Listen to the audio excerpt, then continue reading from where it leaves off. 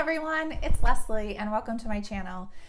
I posted a video last week saying I want to read a list of classics before the end of this year. So I decided I was going to just start reading The Count of Monte Cristo immediately. I have now finished that book and I'm here to share my thoughts on the story and on the film, which I also just rewatched yesterday.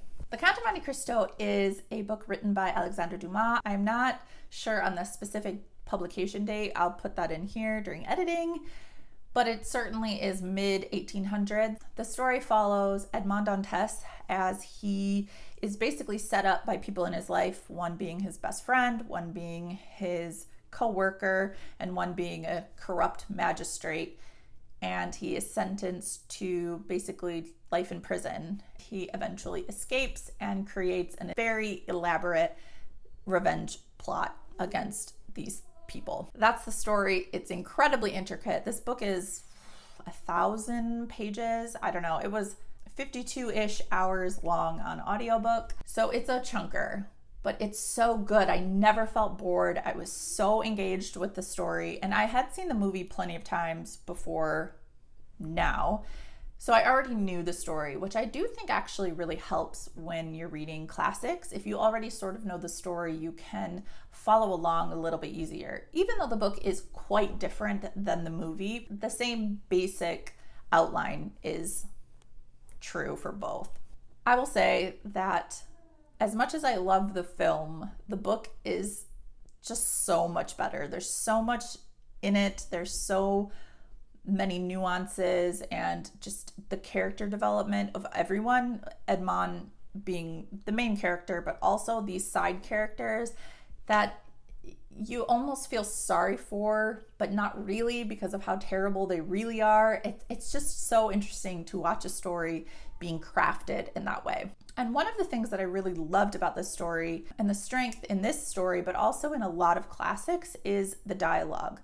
There's so much dialogue, but it's so good. I found that you really get to know these characters in the way that they interact with one another.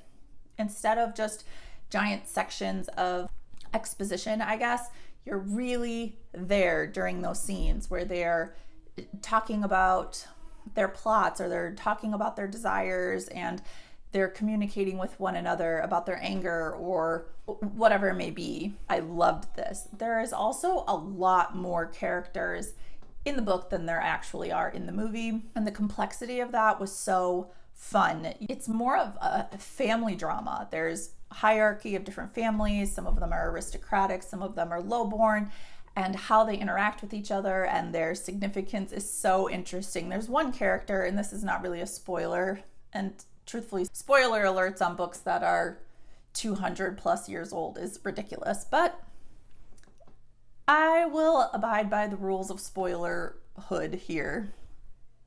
That this is a very minor character, and she is the daughter of one of the main characters in the book, and she is so headstrong and she like hates men, but of course she's like being forced to marry someone she doesn't want to, and she just like pieces out and runs away with like her friend, which it does feel like there's a romance element between these two women, which is kind of fun to see in a book that is so old, but it's not really explicit in any way, meaning you can't infer that they're romantic in any way. It's more of like a friendship vibe, but more than that, truthfully. And I don't know, it was just a fun part of the book that I was not expecting and found to be really interesting because of these conversations you see between this one girl and her essentially teacher, but friend as well.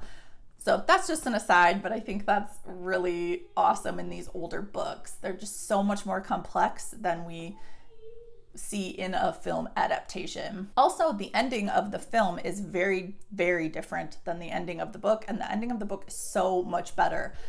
The way things are tied up is so much more heartfelt, and it feels very true to the characters that you have just spent 1,000 pages with. So I really enjoyed that. I loved the overall sentence structure that you see in these older books. They're just poetic in their own way, but they're not overwrought, which tends to be, mostly I have a criticism of that in YA novels where they need to put 55 adjectives in a sentence to make it seem deep or profound, but that's so not really how you make a sentence deep or profound. Either way, I'm sort of fangirling over this book.